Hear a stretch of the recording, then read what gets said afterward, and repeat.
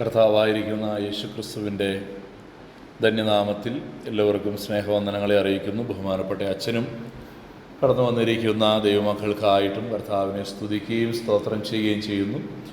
തുടർമാനമായ നമ്മുടെ തിരുവചന പഠനത്തിൻ്റെ 13ാമത്തെ സെഷനിലേക്ക് നിങ്ങളെല്ലാവരെയും ഒരിക്കൽ കൂടെ സ്നേഹത്തോടെ സ്വാഗതം ചെയ്യുന്നു.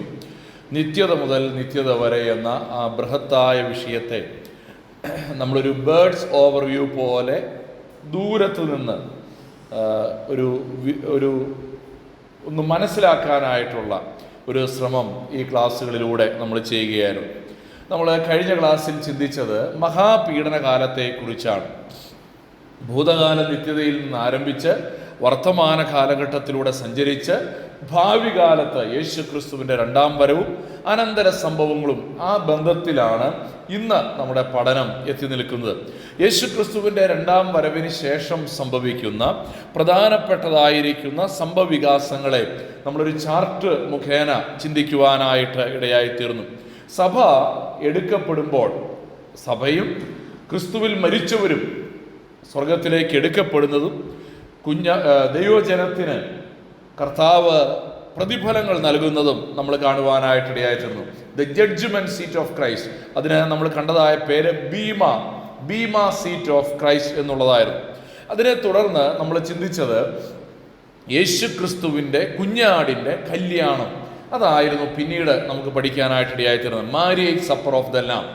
എടുക്കപ്പെട്ടതായ വിശുദ്ധന്മാർ ക്രിസ്തുവിനോട് സമാഗമിക്കുന്നതായ അല്ലെങ്കിൽ ക്രിസ്തുവും സഭയും ഒരുമിച്ച് ചേരുന്നതായ അനുഭവത്തെയാണ് കുഞ്ഞാടിൻ്റെ കല്യാണം എന്നുള്ളത് കൊണ്ട് വിശേഷിപ്പിക്കുന്നത്.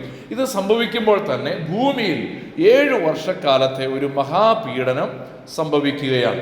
എതിർ ക്രിസ്തുവിൻ്റെ ഭരണകാലഘട്ടം. ആ കാലഘട്ടത്തിൽ എതിർ ക്രിസ്തു ഭൂമിയിൽ ഭരിക്കുന്നു. ആ സമയത്ത് യഹൂദന്മാർ തെറ്റിദ്ധരിക്കപ്പെടും. എന്താണ് അവരുടെ തെറ്റിദ്ധാരണ? ഈ എതിർ ക്രിസ്തുവിനെ അവർ കാത്തിരുന്ന മശിഹയാണെന്ന് തെറ്റിദ്ധരിച്ച് അവരാദ്യം അവനെ സ്വീകരിക്കും. എന്നാൽ പിന്നീട് അവൻ ചെയ്യുന്നതായ മ്ലേച്ഛതകൾ മനസ്സിലാക്കിയിട്ട് ഇവൻ തങ്ങൾ കാത്തിരുന്ന ക്രിസ്തു അല്ല എന്നും തങ്ങൾ കുത്തിയവനായ അല്ലെങ്കിൽ തങ്ങൾ ക്രൂശിച്ചവനായ യേശുവാണ് യഥാർത്ഥ മശിഹ എന്നും തിരിച്ചറിഞ്ഞ് അവർ കുത്തിയവങ്കലേക്ക് നോക്കും. അങ്ങനെ കുത്തിയവങ്കലേക്ക് നോക്കുമ്പോൾ നമ്മൾ കണ്ടതുപോലെ അവിടെ എതിർ ക്രിസ്തുവിൻ്റെ നേതൃത്വത്തിൽ ഇസ്രായേലിനെ സംഹരിക്കുവാനായിട്ടൊരു വലിയ യുദ്ധം ക്രമീകരിക്കപ്പെടും. ഇന്ന് നമുക്കറിയാവുന്നതുപോലെ ഇസ്രായേലിനെതിരെ പല മിഡിൽ ഈസ്റ്റ് രാജ്യങ്ങളും യുദ്ധത്തിലേർപ്പെടുന്നത് പോലെ അതിൻ്റെ ഒരു തീവ്രമായിരിക്കുന്നൊരു യുദ്ധം എന്ന് പറഞ്ഞാൽ ആ യുദ്ധത്തിൽ ഇസ്രായേൽ പരാജയപ്പെടുന്ന ഒരു നില വരുമ്പോഴാണ് യേശു ക്രിസ്തു ഭൂമിയിലേക്ക് എഴുന്നള്ളി വരുവാനായിട്ടിടയായിത്തീർന്നത്. അങ്ങനെ എഴുന്നള്ളി വരുമ്പോൾ എന്തു സംഭവിക്കുന്നു? ആ യുദ്ധത്തിൻ്റെ പേര് ഹർമഗദോൻ യുദ്ധം എന്നാണ്. അർമഗദോൻ എന്നാണ് ഇംഗ്ലീഷിൽ, മലയാളത്തിൽ അതിനെ ഹർമഗദോൻ യുദ്ധം എന്ന് പരിഭാഷപ്പെടുത്തിയിട്ടുണ്ട്. അപ്പോൾ ആ അർമഗദോൻ യുദ്ധത്തിൽ ക്രിസ്തു എന്തു ചെയ്യും? ഇസ്രായേലിനൊരു ജയം സമ്മാനിക്കും. അതാണ് യേശുക്രിസ്തുവിൻ്റെ മഹത്വ പ്രത്യക്ഷതയിൽ സംഭവിക്കുന്നത്. അപ്പോൾ യേശുക്രിസ്തുവിൻ്റെ രണ്ടാം വരവിന് 2 ഘട്ടങ്ങളുണ്ട്. ഏതാണ് ആദ്യത്തെ ഘട്ടം? ആദ്യം മധ്യാകാശത്തിൽ വരുന്നൊരു ഘട്ടമുണ്ട്. 2 ഭൂമിയിൽ മഹത്വ പ്രത്യക്ഷത എന്ന് വിളിക്കുന്ന രണ്ടാമത്തെ ഘട്ടമുണ്ട്. ആദ്യത്തെ ഘട്ടത്തിൽ ആണ് സഭയെ എടുക്കപ്പെടുന്നത്. രണ്ടാമത്തെ ഘട്ടം ഇസ്രായേലിന് വേണ്ടിയാണ് വരുന്നത്. ഇസ്രായേലിന് വേണ്ടി വരുമ്പോൾ അവരെ യുദ്ധത്തിൽ സഹായിച്ചുകൊണ്ട് എതിർ ക്രിസ്തുവിനെയും അവൻ്റെ സൈന്യത്തെയും തോൽപ്പിച്ചുകൊണ്ട് ഇസ്രായേലിന് ഒരു വലിയ ജയം സമ്മാനിക്കുകയാണ്. ഇനി 7ാമതായി നമ്മുടെ ഈ ചാർട്ടിലെ പ്രധാനപ്പെട്ട ഒരു സംഭവം മില്ലേനിയം എന്നുള്ളതാണ്. മലയാളം ബൈബിളിൽ നമ്മൾ വായിക്കുന്നത് 1000 ആണ്ട് വാഴ്ച എന്നുള്ളതാണ്. 1000 ആണ്ട് വാഴ്ച അല്ലെങ്കിൽ സഹസ്രാബ്ദ വാഴ്ച എന്ന് നമ്മൾ വിശേഷിപ്പിക്കുന്നുണ്ട്. എന്നാൽ ഈ 1000 ആണ്ട് വാഴ്ച സംഭവിക്കുന്നതിന് മുൻപ് അതിൻ്റെ ഒരുക്കമായി സംഭവിക്കേണ്ട 2 പ്രധാനപ്പെട്ട കാര്യങ്ങളുണ്ട്. അതിൽ ഒന്നാമത്തെ കാര്യമെന്ന് പറയുന്നത് സാത്താനെ 1000 വർഷത്തേക്ക് ബന്ധിക്കുക എന്നുള്ളതാണ്. Binding of Satan. സാത്താനെ 1000 വർഷത്തേക്ക് തടവിലാക്കുന്ന ഒരനുഭവം. വെളിപ്പാട് പുസ്തകം 20-ാമത്തെ അധ്യായത്തിലാണ് അതിനെക്കുറിച്ച് നമുക്ക് കാണുവാനായിട്ട് കഴിയുന്നത്. വെളിപ്പാട് പുസ്തകം 20-ാം അധ്യായത്തിൻ്റെ 1 മുതൽ 3 വരെയുള്ള വാക്യങ്ങളിൽ നാം അത് വായിക്കുന്നുണ്ട്. അപ്പോൾ 1000 ആണ്ട് വാഴ്ചയുടെ ആദ്യത്തെ കാര്യമെന്ന് പറയുന്നത് 1000 വർഷത്തേക്ക് സാത്താനെ ബന്ധിക്കുക. നോക്കിയാട്ടെ 20-ന്റെ 1 മുതൽ 3 വരെയുള്ള വാക്യങ്ങൾ.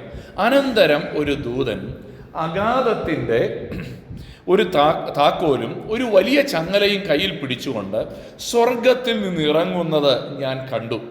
അവൻ പിശാചും സാത്താനും എന്നുള്ള പഴയ പാമ്പായ മഹാസർപ്പത്തെ പിടിച്ച് 1000 ആണ്ടേക്ക് ചങ്ങലയിട്ടു. 1000 ആണ്ട് കഴിയുവോളം ജാതികളെ വഞ്ചിക്കാതിരിപ്പാൻ അവനെ അഗാധത്തിൽ തള്ളിയിട്ടു, അടച്ചുപൂട്ടുകയും മീതെ മുദ്രയിടുകയും ചെയ്തു. അതിൻ്റെ ശേഷം അവനെ അല്പകാലത്തേക്ക് അഴിച്ചുവിടേണ്ടതാകുന്നു. അപ്പോൾ 1000 ആണ്ട് വാഴ്ചയിലെ ഒരു പ്രത്യേകമായിരിക്കുന്ന കാര്യമാണ് ഈ 1000 വർഷത്തേക്ക് സാത്താനെ അടച്ചിടുന്ന ഒരനുഭവം. ആരാണ് അവിടെ അടച്ചിടുന്നത്? നോക്കിയാട്ടെ, എന്നെ വളരെ സന്തോഷിപ്പിച്ചൊരു വാക്യമാണത്. അനന്തരം ഒരു ദൂതൻ. 1-ാം വാക്യത്തിൽ നമ്മൾ വായിക്കുന്നതാണ്. ആരാണ് ഈ സാത്താനെ അടച്ചിടുന്നത്? ദൈവത്തിൻ്റെ ആലോചന പ്രകാരം, കൽപ്പന പ്രകാരം ദൈവത്തിൻ്റെ ഒരു ദൂതനാണ് സാത്താനെ ബന്ധിക്കുന്നത്. ഇവിടെ എൻ്റെ ഹൃദയത്തിൽ വന്നൊരു ചിന്ത ഞാൻ പറയട്ടെ. നമ്മൾ പലപ്പോഴും തെറ്റിദ്ധരിക്കുന്നൊരു കാര്യം, ദൈവത്തിൻ്റെ മുഖ്യ ശത്രുവായിട്ട് സാത്താനെ നമ്മൾ പലപ്പോഴും ചിന്തിക്കാറുണ്ട്. എന്നാൽ ഇവിടെ ഈ സാത്താനെ ബന്ധിക്കാൻ ദൈവം തൻ്റെ സർവ്വശക്തി ഉപയോഗിക്കേണ്ട കാര്യമൊന്നുമില്ല. ഇവിടെ തൻ്റെ ഒരു ദൂതനെ, ഒരു 5-6 ദൂതന്മാർ പോലും വേണ്ട, ഒരു ദൂതൻ ഒറ്റയ്ക്ക് വന്നിട്ട് ഈ സാത്താനെ എന്ത് ചെയ്യാണ്? പിടിച്ച് അവിടെ വായിക്കുന്നത് ഇങ്ങനെയാണ്, അവനെ പിടിച്ച് 1000 ആണ്ടേക്ക് ചങ്ങലയിട്ടു. മാത്രമല്ല വഞ്ചിക്കാതിരിപ്പാൻ അവനെ അഗാധത്തിൽ തള്ളിയിട്ടു, അടച്ചുപൂട്ടി, മുദ്രയിട്ടു. ഇവിടെ ദൈവം ഇറങ്ങി വന്ന് സാത്താനെ ബന്ധിച്ചു എന്നല്ല അവിടെ എഴുതിയിരിക്കുന്നത്. കേവലം ഒരു ദൂതന് അടച്ചിടുവാനുള്ള ശക്തിയൊക്കെ ആർക്കുള്ളൂ? ഈ സാത്താനുള്ളൂ. ദൈവത്തിൻ്റെ മുഖ്യ ശത്രുവായിട്ട് നമ്മൾ ആരെ വിചാരിക്കേണ്ട ആവശ്യമില്ല, സാത്താനെ വിചാരിക്കേണ്ട ആവശ്യമില്ല. അതിനുള്ള പ്രാപ്തി അവനില്ല. എന്നാൽ അതിന് പ്രാപ്തി ഒരു ദൂതന് പോലും ഉണ്ട് എന്നുള്ളത് നമ്മൾ മനസ്സിലാക്കണം. അതുകൊണ്ടാണ് ദൈവം നമ്മോട് പറയുന്നത്, നിങ്ങൾ സാത്താനോട് എതിർത്ത് നിൽപ്പീൻ എന്ന് പറഞ്ഞാൽ നമുക്കും അവനെതിരെ എന്ത് ചെയ്യാൻ കഴിയും? എതിർത്ത് നിൽപ്പാനായിട്ട് കഴിയും. ദൈവ കൃപയിൽ ആശ്രയിച്ചുകൊണ്ട്, ദൈവശക്തിയിൽ ആശ്രയിച്ചുകൊണ്ട് നമുക്കും ഈ സാത്താനോട് എതിർത്ത് നിൽക്കുവാനായിട്ട് കഴിയുമെന്നുള്ള കാര്യം നമ്മൾ ഒരിക്കലും മറന്നു പോകരുത്. അതുകൊണ്ട് ചില ആളുകളുണ്ട്, സാത്താനെ അങ്ങ് ഭയങ്കര ഗ്ലോറിഫൈയും, ഭയങ്കരനായ സാത്താൻ എന്നൊക്കെ പറയുമ്പോൾ തന്നെ ടോൺ കണ്ടിട്ടുണ്ടോ? അതിൻ്റെ ടോണൊക്കെ അങ്ങ് മാറി സാത്താനെ അങ്ങ് വല്ലാതെ ഗ്ലോറിഫൈ ചെയ്യുന്ന പല ആൾക്കാരും ഉണ്ട്. നമ്മൾ സാത്താനെ അല്ല ഗ്ലോറിഫൈ ചെയ്യേണ്ടത്, നമ്മുടെ കർത്താവിനെയാണ് ഗ്ലോറിഫൈ ചെയ്യേണ്ടത്. ദൈവത്തിന് സ്തോത്രം. ഇവിടെ ഒരു ദൂതൻ വന്നിട്ട് ഈ സാത്താനെ ബന്ധിക്കുകയാണ്. മാത്രമല്ല, എവിടെ ബന്ധിച്ചിട്ടത്? അവിടെ നമ്മൾ വായിക്കുന്നൊരു കാര്യമുണ്ട്, അവനെ അഗാധത്തിൽ തള്ളിയിട്ടു. ഹെയ്ഡ്സ് എന്നാണ് ഇംഗ്ലീഷിൽ നമുക്ക് വായിക്കാനായിട്ട് കഴിയുന്നത്. അപ്പോൾ അത് പറയാനൊരു കാരണം, അത് നരകമല്ല, നിത്യമായ നരകത്തിലേക്ക് അവനെ ഇതുവരെ തള്ളിയിടുന്നില്ല എന്നുള്ളത് സൂചിപ്പിക്കാൻ വേണ്ടിയിട്ടാണ് ഞാൻ ആ കാര്യം അവിടെ പറയാൻ ശ്രമിച്ചത്. 3, എത്ര കാലം? 1000 വർഷത്തേക്ക്. ഇത് 3ഉം പ്രധാനപ്പെട്ട കാര്യം. എന്തുകൊണ്ടാണ് ഈ 1000 വർഷത്തേക്ക് അവനെ ബന്ധിച്ചത്? 1000 വർഷത്തേക്ക് ബന്ധിച്ചതിൻ്റെ പുറകിൽ അതിനൊരു കാരണം 1000 ആണ്ട് വാഴ്ച നടക്കുകയാണ്. 1000 ആണ്ട് വാഴ്ചയിൽ ദൈവം രാജാവായി ഭരിക്കുകയാണ്. നമ്മളവിടെ വായിച്ചൊരു കാര്യമുണ്ട് 3-ാമത്തെ വാക്യത്തിൽ, വെളിപ്പാട് 20-ന്റെ 3-ൽ. എന്തിനു വേണ്ടിയാണ്? 1000 ആണ്ട് കഴിയുവോളം ജാതികളെ വഞ്ചിക്കാതിരിപ്പാൻ. നമുക്കറിയാം, ഇന്ന് സാത്താൻ മനുഷ്യരെ വഞ്ചിച്ചുകൊണ്ടിരിക്കുകയാണ്, മനുഷ്യരെ ചതിയിലകപ്പെടുത്തുകയാണ്. ആദ്യം ഹവ്വയെ വഞ്ചിച്ചതുപോലെ, സർപ്പം ഉപായത്താൽ ഹവ്വയെ വഞ്ചിച്ചതുപോലെ അവൻ്റെ ആ വഞ്ചന ഇന്നും തുടർന്നുകൊണ്ടിരിക്കുകയാണ്. എന്നാണ് അതിനൊരു അറുതി വരുന്നതെന്ന് ചോദിച്ചാൽ, വെളിപ്പാട് 20-ന്റെ 3-ൽ വായിക്കുന്നത് പോലെ 1000 ആണ്ട് വാഴ്ചയ്ക്ക് തൊട്ടു മുമ്പായി എന്ത് സംഭവിക്കും? അവൻ്റെ വഞ്ചന നിർത്തലാക്കുകയാണ്. അതിനു വേണ്ടിയിട്ടാണ് അവനെ 1000 വർഷത്തേക്ക് ബന്ധിക്കുന്നത്. നമുക്കറിയാം, 1000 ആണ്ട് വാഴ്ച എന്ന് പറഞ്ഞാൽ യേശു ക്രിസ്തുവിൻ്റെ രാജാവായിട്ടുള്ള ഭരണമാണ്. യേശുക്രിസ്തു രാജാതിരാജാവായി യെരുശലേം തലസ്ഥാനമാക്കി ഭരിക്കുന്ന ഒരു ഭരണത്തിന്റെ സമയമാണ്. എന്നാൽ ആ സമയത്ത് ജനത്തെ വഞ്ചിക്കാതിരിക്കാൻ സാത്താനെ ബന്ധിക്കുകയാണ്. മത്തായി 12:29 യേശു കർത്താവ് പറഞ്ഞൊരു കാര്യം ഇങ്ങനെയാണ്: ബലവാനെ പിടിച്ചു കെട്ടിയിട്ടല്ലാതെ ബലവാന്റെ വീട്ടിൽ കടന്ന് അവന്റെ കോപ്പ് കവർന്നു കളവാൻ എങ്ങനെ കഴിയും? പിടിച്ചു കെട്ടിയാൽ പിന്നെ അവന്റെ വീട് കവർച്ച ചെയ്യാം. ഇതെന്തർത്ഥത്തിലാണ് ഇത് പറയാൻ കാരണം? ഇത് പറയാനൊരു കാരണം, നമുക്കറിയാം, ഏദൻ തോട്ടത്തിൽ വെച്ച് ദൈവം മനുഷ്യനെയാണ് സകല അധികാരവും ഏൽപ്പിച്ചത്, സകലത്തിൻ്റെ മേലും വാഴുവീൻ. എന്നാൽ പിശാചിനെ ഹവ്വായും ആദമും അനുസരിച്ചപ്പോൾ അവർക്ക് ലഭിച്ച അധികാരം അവർ പിശാചിന്റെ മുമ്പിൽ അടിയറവ് വെച്ചു. അതുകൊണ്ടാണ് പിശാച് പറയുന്നത്, ലോകത്തെ മുഴുവൻ ചൂണ്ടിക്കാണിച്ചിട്ട് യേശുവോട് പറയാണ്, ഇതൊക്കെ ഞാൻ നിനക്ക് തരാം. കാരണം അത് ആരുടെ അധികാരത്തിലായി? പിശാചിന്റെ അധികാരത്തിലായി. ഇപ്പോൾ ഈ പിശാചിന്റെ അധികാരത്തിലുള്ള ഈ ഭൂമിയിൽ യേശു ക്രിസ്തു അധികാരം നടത്താൻ പോവുകയാണ്. നമുക്കറിയാം, ഒരു രാജാവിനെ പിടിച്ചു കെട്ടിയിട്ടാണ് ആ രാജാവിന്റെ രാജ്യത്തെ മറ്റൊരാൾ ഭരിക്കുക എന്നതുപോലെ ഇവിടെ പിശാചിനെ പിടിച്ചു കെട്ടിയിട്ടാണ് എന്ത് ചെയ്യുന്നത്? അവന്റെ രാജ്യത്തെ ക്രിസ്തു ഭരിക്കുവാനായിട്ട് തുടങ്ങുന്നത്. രണ്ടാമത്തെ ഒരു പ്രിപ്പറേഷൻ എന്ന് പറയുന്നത് judgement seat of the nations. Judgement of the nations, ജാതികളുടെ ഒരു ന്യായവിധി 1000 ആണ്ട് വാഴ്ചയ്ക്ക് മുമ്പായിട്ട് സംഭവിക്കും. മത്തായി എഴുതിയ സുവിശേഷം 25-ാമത്തെ അധ്യായത്തിന്റെ 31 മുതൽ 45 വരെയുള്ള വാക്യങ്ങളിലാണ് നമുക്കത് വായിക്കാനായിട്ട് കഴിയുന്നത്. ഈ ബൈബിളിൽ ശരിക്കും പഠിക്കുന്നതിനൊക്കെ മുമ്പ് ഒരു സമയത്ത് വരെ മിക്കവരും എല്ലാവരും വിചാരിച്ചിരുന്ന ഒരു കാര്യം, ലോകം അവസാനിക്കാൻ പോവുകയാണ്, ലോകം അവസാനിക്കുമ്പോൾ യേശു ക്രിസ്തു രണ്ടാമത് വരും, നന്മ ചെയ്തവരെല്ലാം വലതുവശത്തേക്ക് മാറ്റി നിർത്തും, അല്ല ദുഷ്ടന്മാരെ എല്ലാം ഇടതുവശത്തേക്ക് മാറ്റി നിർത്തും, വലതുവശത്ത് മാറ്റിയവരെയൊക്കെ ഒന്ന് സ്വർഗത്തിലേക്ക് കൊണ്ടുപോകും, ഇടതുവശത്തേക്ക് മാറ്റിയവരെയൊക്കെ നരകത്തിലേക്ക് തള്ളിയിടും, എന്നിട്ട് പിന്നെ നമ്മൾ സ്ഥിര സ്വർഗത്തിലായിരിക്കും. അങ്ങനെ ആയിരുന്നു ഈ രക്ഷിക്കപ്പെടുന്നതിന് മുമ്പും ബൈബിൾ മനസ്സിലാകുന്നതിന് മുമ്പും ഒക്കെ ഞാനും ചിന്തിച്ചിരുന്നത്. എന്നാൽ ദൈവവചനം പഠിച്ചപ്പോഴാണ് മനസ്സിലായത്, there are 3 judgment seats.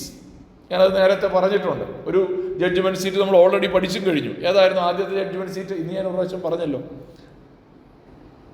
ക്രിസ്തുവിന്റെ ന്യായാസനം.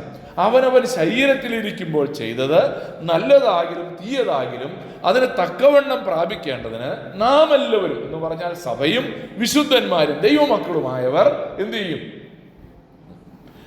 ക്രിസ്തുവിന്റെ ന്യായാസനത്തിന്റെ മുമ്പാകെ വെളിപ്പെടേണ്ടതാകുന്നു. അവിടെ വെച്ച് നമുക്ക് പ്രതിഫലങ്ങളെയൊക്കെ തരികയാണ്. അതാണ് ഒന്നാമത്തെ ന്യായവിധി എന്ന് പറയുന്നത്. രണ്ടാമത്തെ ന്യായവിധിയാണ് ഇവിടെ നമ്മൾ വായിക്കുന്ന ഈ തേജസ്സിന്റെ സിംഹാസനത്തിന്റെ മുൻപിലുള്ള ന്യായവിധി. 31-ാം വാക്യത്തിൽ നാം അവിടെ വായിക്കുന്ന അങ്ങനെയാണ്: മനുഷ്യപുത്രൻ തൻ്റെ തേജസ്സോടെ സകല വിശുദ്ധ ദൂതന്മാരുമായി വരുമ്പോൾ അവൻ തൻ്റെ തേജസ്സിന്റെ സിംഹാസനത്തിലിരിക്കും. യേശുക്രിസ്തുവിന്റെ സിംഹാസനം, ഇവിടെ പറയുന്ന സിംഹാസനം തേജസ്സിന്റെ സിംഹാസനം, ത്രോണോസ് എന്നാണ് അവിടെ ഉപയോഗിച്ചിരിക്കുന്നത്. ത്രോണോസ്. അപ്പോൾ തേജസ്സിന്റെ സിംഹാസനം എന്നാണ് ഇതിൻ്റെ പേര്. ഇത് നമ്മൾ ഇതിനു മുൻപ് കണ്ട മറ്റ് ഭീമ സീറ്റുമല്ല, അവസാനം വരുന്ന വൈറ്റ് ത്രോൺ വെള്ള സിംഹാസനവും അല്ല. ഇത് മൂന്ന് ജഡ്ജ്മെന്റ് സീറ്റ് ആണെന്നുള്ള കാര്യം നമ്മൾ മറക്കരുത്. ഇനി ഈ ഒരു ന്യായാസനത്തെ മറ്റ് 2 ന്യായാസനങ്ങളിൽ നിന്നും വ്യത്യസ്തമാക്കുന്ന വളരെ പ്രധാനപ്പെട്ട ഒരു കാര്യം, മരിച്ചവരുടെ പുനരുദ്ധാനമൊന്നും ഇവിടെ സംഭവിക്കുന്നില്ല എന്നുള്ളതാണ്. മരിച്ച വിശുദ്ധന്മാർ ഉയർത്തെഴുന്നേൽക്കുന്ന ഒരു സിംഹാസനമല്ല തേജസ്സിന്റെ സിംഹാസനം. മറ്റേ ക്രിസ്തുവിന്റെ ന്യായാസനം ക്രിസ്തുവിൽ മരിച്ചവർ ഉയർത്തെഴുന്നേൽക്കുന്ന ഒരു ന്യായാസനമാണ്. എന്നാൽ വെള്ള സിംഹാസനമോ, അവിടെ മരിച്ചവർ ആബാലവൃദ്ധം ഉയർത്തെഴുന്നേൽക്കുന്ന പറഞ്ഞു എന്ന് പറഞ്ഞാൽ അതുവരെ ഉയർക്കാത്തവരെല്ലാം ഉയർത്തെഴുന്നേൽക്കുന്നതാണ് ക്രിസ്തുവിന്റെ വെള്ള സിംഹാസനം. എന്നാൽ ഈ തേജസ്സിന്റെ സിംഹാസനത്തിൽ ഒരു ഉയർത്തെഴുന്നേൽപ്പിനെ കുറിച്ചും റഫറൻസുകളില്ല. എന്ന് പറഞ്ഞാൽ അന്ന് ജീവനോടെ ഇരിക്കുന്നവരാണ് ഈ ന്യായവിധിയെ നേരിടുവാനായിട്ട് പോകുന്നത് എന്നുള്ളതാണ്. മാത്രമല്ല 32-ാമത്തെ വാക്യത്തിൽ നമ്മൾ വായിക്കുന്നൊരു കാര്യമുണ്ട്. അത് അവൻ്റെ സകല ജാതികളെയും അവൻ്റെ മുമ്പിൽ കൂട്ടും. അന്ന് ജീവനോടെ ഇരിക്കുന്ന സകല ജാതികളും. അവിടെ ആ ജാതികൾ എന്നുള്ളതിന് ഇംഗ്ലീഷ് ബൈബിൾ നിങ്ങൾ ശ്രദ്ധിച്ചാൽ അവിടെ കാണാൻ കഴിയും, നേഷൻസ് എന്നാണ് എഴുതിയിരിക്കുന്നത്. ജെൻഡൈൽസ് എന്ന അർത്ഥത്തിലല്ല, രാജ്യങ്ങൾ എന്ന അർത്ഥത്തിലാണ് അവിടെ ഉപയോഗിച്ചിരിക്കുന്നത്. അതിൻ്റെ ഒരു ഇംപ്ലിക്കേഷൻ ഉണ്ട്. ഇനി ഇതെപ്പോഴാണ് സംഭവിക്കുക? 31-ാം വാക്യത്തിൽ നമ്മൾ വായിക്കുന്നു, മനുഷ്യപുത്രൻ തൻ്റെ തേജസ്സോടെ, ഗ്ലോറിയസ് കമ്മിങ്. ആദ്യത്തെ കമ്മിങ് രഹസ്യമായ വരവാണ്. രണ്ടാമത് വരുന്നതാണ്, ആദ്യത്തെ വരവ് ഞാൻ ഉദ്ദേശിക്കുന്നത് മധ്യാകാശത്തിലെ വരവ് കേട്ടോ. മധ്യാകാശത്തിലെ വരവ് രഹസ്യമായ വരവാണ്.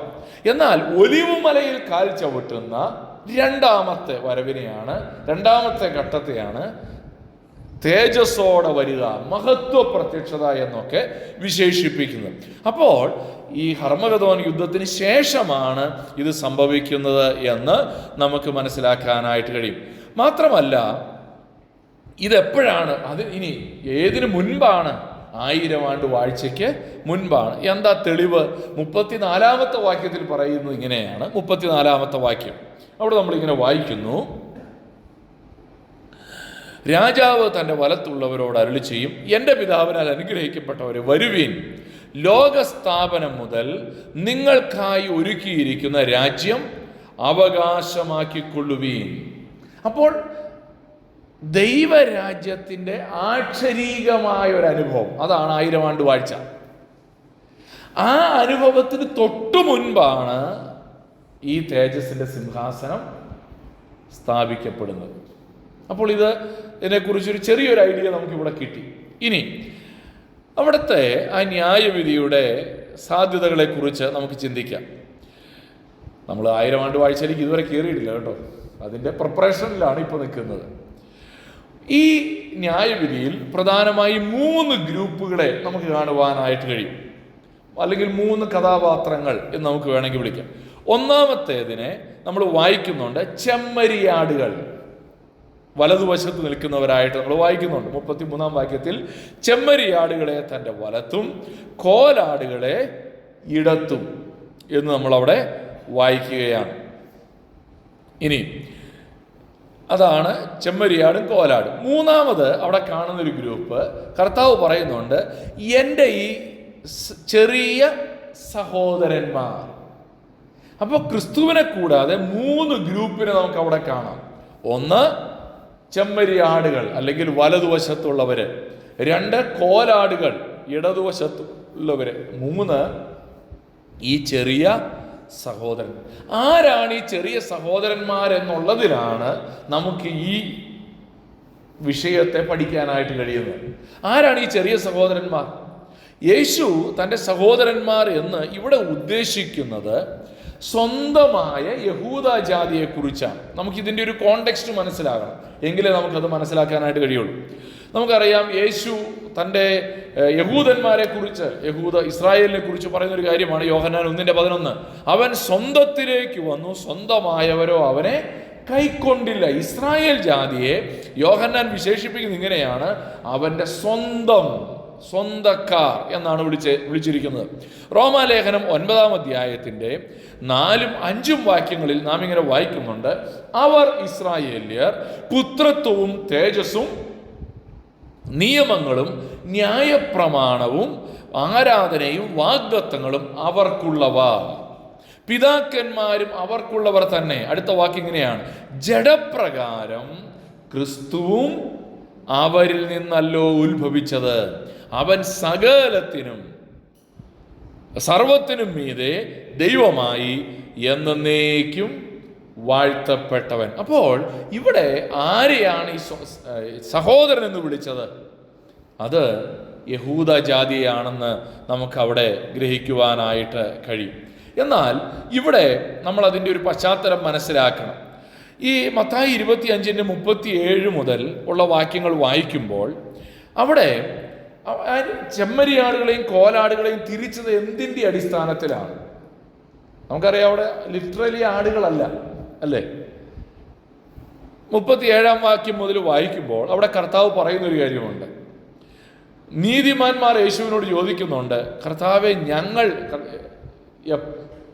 എപ്പോഴാണ് നിന്നെ വിശന്ന് കണ്ടിട്ട് ഭക്ഷിക്കാൻ തന്നത്, ദാഹിച്ച് കണ്ടിട്ട് കുടിപ്പാൻ തന്നത്, നിന്നെ അതിഥിയായി കണ്ടിട്ട് ഞങ്ങൾ ഞങ്ങളുടെ വീട്ടിൽ ചേർത്തത്, നീ നഗ്നനായി കണ്ടിട്ട് ഉടുപ്പിച്ചത്, രോഗിയായി കണ്ടിട്ട് തടവിലായിരുന്നപ്പോൾ എപ്പോഴാണ് ഞങ്ങൾ നിന്റെ അടുക്കൽ വന്നത്?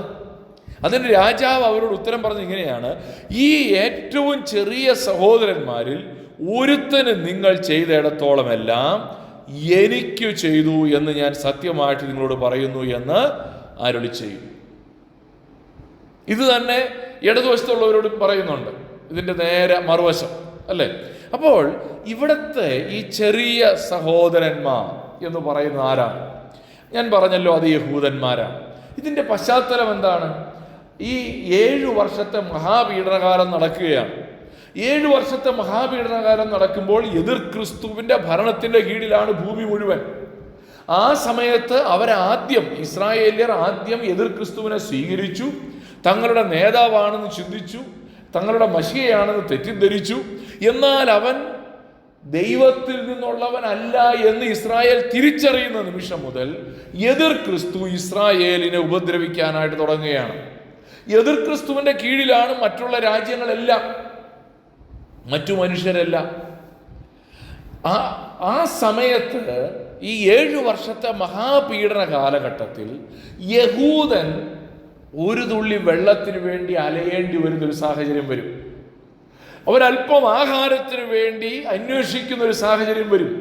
കാരണം എതിർ ക്രിസ്തുവിന്റെ മുദ്ര ഏൽക്കാത്തവർക്ക് ഭക്ഷണം വാങ്ങാൻ മാർഗമില്ല, ആശുപത്രിയിൽ പോയാൽ ട്രീറ്റ്മെന്റ് ലഭിക്കയില്ല. ഇങ്ങനെ ഒരു സാഹചര്യത്തിലൂടെ അവർ കടന്നു പോകുമ്പോൾ ആരാണോ അവരെ സഹായിക്കുന്നത് അവരെ കുറിച്ചാണ് ഇവിടെ പറയുന്നത്. അങ്ങനെ ഒരു സാഹചര്യം വരുമ്പോൾ അവരെ സഹായിക്കുന്നവരും അവരെ സഹായിക്കാത്തവരും. എന്തുകൊണ്ടാണ് അവരങ്ങനെ സഹായിച്ചത്? അവരുടെ വിശ്വാസം അവർക്ക് ബോധ്യപ്പെടുന്ന ഒരു കാര്യമാണ്.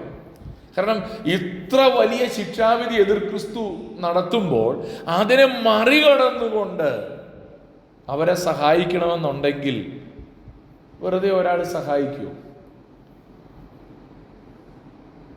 അവിടെയാണ് അവരുടെ ഹൃദയത്തിലുണ്ടായൊരു വിശ്വാസം വെളിപ്പെടാം. കാരണം അവരെ വിളിച്ചിരിക്കുന്ന ഒരു വാക്ക് 37 വാക്യത്തിൽ, അതിന് നീതിമാന്മാർ അവനോട്.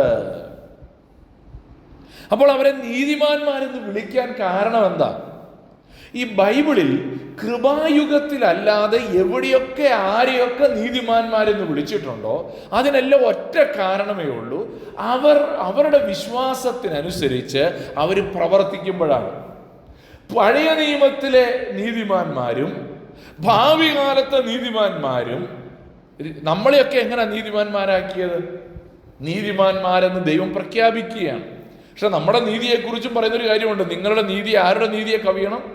പരീശന്മാരുടെയും ശാസ്ത്രിമാരുടെയും നീതിയെ കവിയണം. എന്നാൽ യാക്കോബിന്റെ ലേഖനം 2-ാമത്തെ അധ്യായത്തിൽ നമ്മൾ പഠിക്കുന്നൊരു കാര്യമുണ്ട്. അബ്രഹാമിനെയും രാഹാബിനെയും കുറിച്ച് പറയുകയാണ്.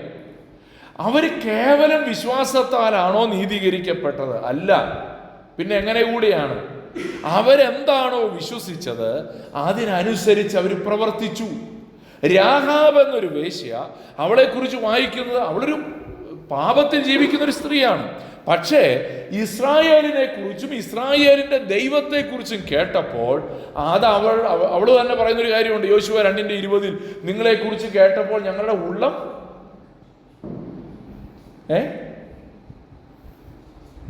കുലുങ്ങിയെന്ന് എഴുതിയിരിക്കുന്നത്. കുലുങ്ങിയെന്നല്ലേ, അത് തൂങ്ങിപ്പോയെന്നോ അങ്ങനൊരു വാക്യമുണ്ട് 2:20.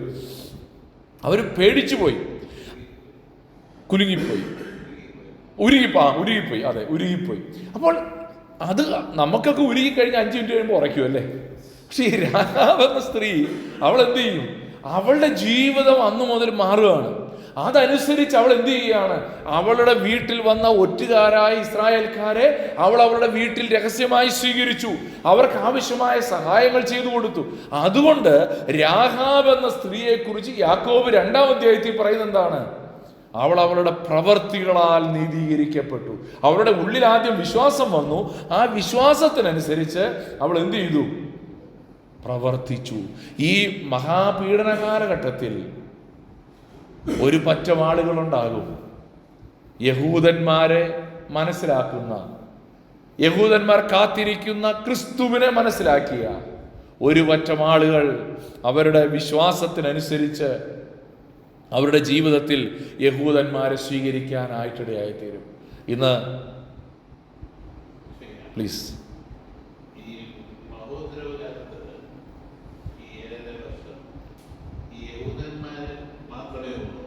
അല്ല, രക്ഷിക്കപ്പെടാത്ത സകല ജാതികളുമുണ്ട്.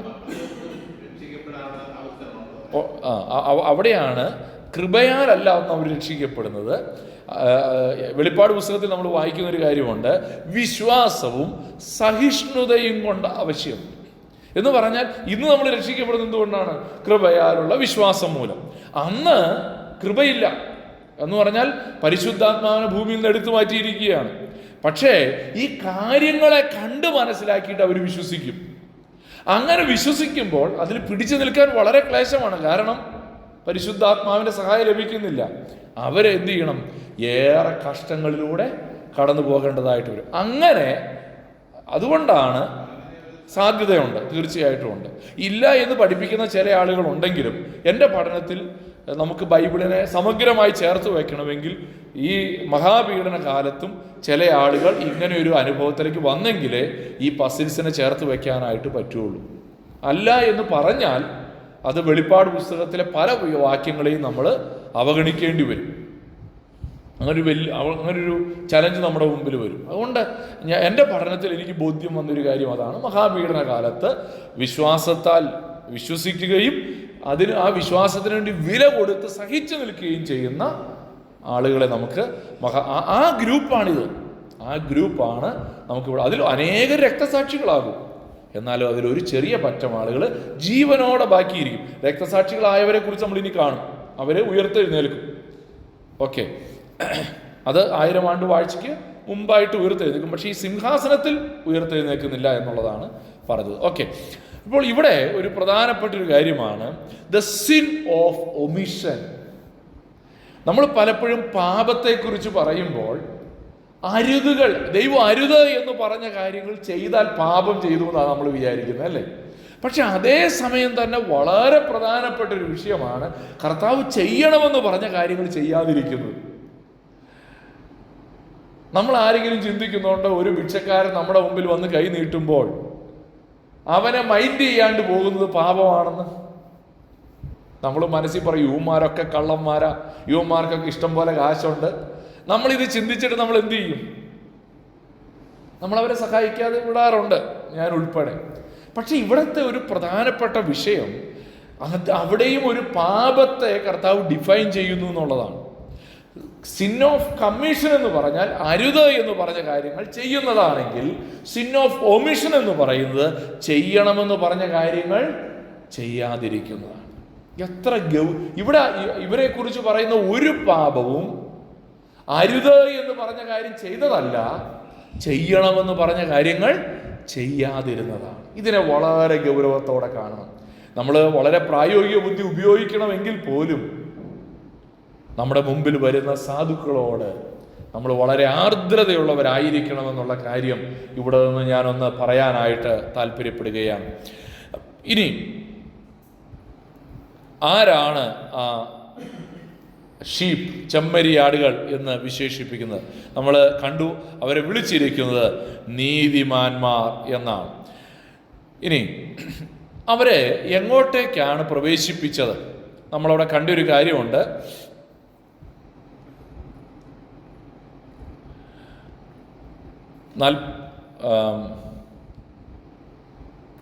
സോറി,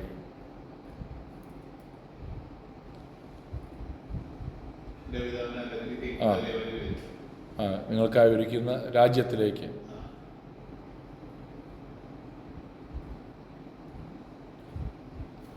വാക്യം അവിടെ ഇല്ല, ഞാനത് ഇട്ടിട്ടില്ല. അവിടെ മത്തായി 25-ാമത്തെ അധ്യായത്തിൽ നമ്മൾ വായിക്കുന്നത് ഇങ്ങനെയാണ്: എന്റെ പിതാവിനാൽ അനുഗ്രഹിക്കപ്പെട്ടവരെ വരുവിൻ. 34-ാമത്തെ വാക്യം: ലോകസ്ഥാപനം മുതൽ നിങ്ങൾക്കായി ഒരുക്കിയിരിക്കുന്ന രാജ്യം അവകാശമാക്കിക്കൊള്ളുവിൻ. ആ രാജ്യമാണ് 1000 ആണ്ട് വാഴ്ച എന്ന് പറയുന്നത്. യേശു ക്രിസ്തു രാജാവായി ഭരിക്കുന്ന ദൈവരാജ്യത്തിന്റെ ആക്ഷരീകമായിരിക്കുന്ന അനുഭവം. ആ രാജ്യത്തിലേക്ക് ആരാണ് പ്രവേശിക്കുക? ഈ വലത്തുള്ള ചെമ്മരിയാടുകളായിട്ടുള്ള ആളുകൾ. മറ്റവരെന്ത് ചെയ്യുന്നുണ്ട്? മറ്റുള്ളവരെ എങ്ങോട്ടേക്കാണ് വിടുന്നത്? അവിടെ നമ്മൾ വായിക്കുന്നത് ഇങ്ങനെയാണ്. മത്തായി 25-ാമത്തെ അധ്യായത്തിന്റെ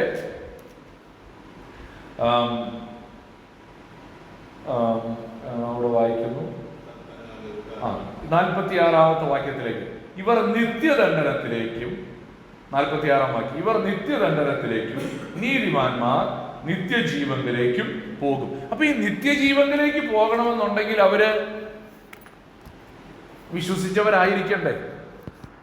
അതുകൊണ്ടാണ് ഞാൻ പറഞ്ഞത്, ഈ മഹാപീഡന കാലത്ത് അവർ വിശ്വസിച്ചവരാണ്. അതിനു മുമ്പ് വിശ്വസിച്ചവരാണെങ്കിൽ അവരെടുക്കപ്പെട്ടനെ. മഹാപീഡന കാലത്ത് വിശ്വസിച്ചവരും കൂടെയാണ്. ഓക്കെ, അപ്പോൾ ആ ഭാഗം അവിടെ വിടുകയാണ്. അപ്പോൾ ഈ 2 ആയിട്ട് തിരിച്ചു. ഈ 2 കാര്യങ്ങൾ സംഭവിച്ചു. സാത്താനെ ബന്ധിച്ചു. 2 എന്ത് സംഭവിച്ചു? 2 ആയിട്ട് തിരിച്ചു. ഇപ്പൊ തന്നെ സമയം 1 മണിക്കൂറായി. 1 മണിക്കൂറായോ? ഓക്കെ, ഇനി നമുക്ക് മുന്നോട്ട് പോകാം. അങ്ങനെയാണെങ്കിൽ 1000 ആണ്ട് വാഴ്ചയുടെ ഉദ്ദേശം എന്താണ്? ഒത്തിരി ആയോ? നിർത്തണോ? അത്രയേ ഉള്ളൂ. ഇല്ല, മുന്നോട്ട് പോകാം. അല്ല, എനിക്ക് ഞാൻ പറഞ്ഞ അങ്ങനെയാണ്, പക്ഷെ അത് ഇവിടെ കാണിച്ചതിലൊരു മിസ്റ്റേക്കാണ്. അത് നേരത്തെ തുടങ്ങിയതാണ്. ഓക്കെ, നമ്മുടെ ടൈമർ ഇവിടെ തെറ്റിക്കിടക്കുകയായിരുന്നു. ഓക്കെ, ഇനി 1000 ആണ്ട് വാഴ്ചയുടെ ഉദ്ദേശം എന്താണ്? 1000 ആണ്ട് വാഴ്ചയുടെ ഉദ്ദേശം നമ്മൾ മനസ്സിലാക്കേണ്ടത്, എന്തിനാണ് ഇങ്ങനൊരു 1000 ആണ്ട് വാഴ്ച എന്ന് പറഞ്ഞൊരു കാര്യം? നേരെ അങ്ങ് നിത്യത അങ്ങ് തുടങ്ങിയാൽ പോരായിരുന്നു? പാപികളെയൊക്കെ അങ്ങ് ശിക്ഷിച്ച് നീതിമാന്മാരെയൊക്കെ അങ്ങ് സ്വർഗത്തിലേക്ക് കൊണ്ടുപോയി. ഇവിടെ കർത്താവ് ഈ 1000 ആണ്ട് വാഴ്ച വെച്ചിരിക്കുന്നത് വളരെ പ്രത്യേകമാണ്. ഞാൻ ആദ്യം പറഞ്ഞല്ലോ, 1000 ആണ്ട് വാഴ്ച ആക്ഷരീകമായ ദൈവരാജ്യമാണ്. ഇന്ന് നമ്മളൊരു ദൈവരാജ്യത്തിന്റെ അനുഭവത്തിലാണ്. അതൊരു ആത്മീകമായ ദൈവരാജ്യമാണ്. എന്നാൽ ഈ ആത്മീകമായ ദൈവരാജ്യത്തെ ആക്ഷരീകമായി നമുക്ക് അനുഭവിക്കാൻ ഒരു അവസരം ദൈവം ഒരുക്കുന്നതാണ് ഈ 1000 ആണ്ട് വാഴ്ച, ദ മില്ലേനിയം എന്ന് വിശേഷിപ്പിക്കുന്നത്. വെളിപ്പാട് പുസ്തകം 20-ാം അധ്യായത്തിന്റെ 4-ാമത്തെ വാക്യത്തിൽ നാം ഇങ്ങനെ വായിക്കുന്നുണ്ട്: ഞാൻ ന്യായാസനങ്ങളെ കണ്ടു, അവയിൽ ഇരിക്കുന്നവർക്ക് ന്യായവിധിയുടെ അധികാരം കൊടുത്തു. യേശുവിന്റെ സാക്ഷ്യവും ദൈവവചനവും നിമിത്തം തല ഛേദിക്കപ്പെട്ടവരും മൃഗത്തെയോ അതിൻ്റെ പ്രതിമയെയോ നമസ്കരിക്കാതിരുന്നവരും നെറ്റിയിലും കൈമേലും അതിന് മുദ്ര കൈക്കൊള്ളാതിരുന്നവരുടെ ആത്മാക്കളെയും ഞാൻ കണ്ടു. അവർ ജീവിച്ചു 1000 ആണ്ട് ക്രിസ്തുവിനോട് കൂടെ വാണു. 1000 വർഷം ക്രിസ്തുവിനോട് കൂടെ വാഴുന്ന ഒരനുഭവത്തെയാണ് 1000 ആണ്ട് വാഴ്ച എന്ന് വിശേഷിപ്പിക്കുന്നത്. ആരാണ് അവന്റെ കൂടെ വാഴുന്നത്? ഇവിടെ അവർ എന്ന് വിളിച്ചിട്ടുണ്ട് അല്ലേ? ഇവിടെ പറയുന്ന ഈ അവരാരാണ്? നേരിട്ട് പറയുമ്പോൾ അത് 1000 ആണ്ട് വാഴ്ചയ്ക്ക് തൊട്ട് ഈ മഹാപീഡന കാലത്ത് രക്തസാക്ഷികളായവരാണ് അല്ലേ?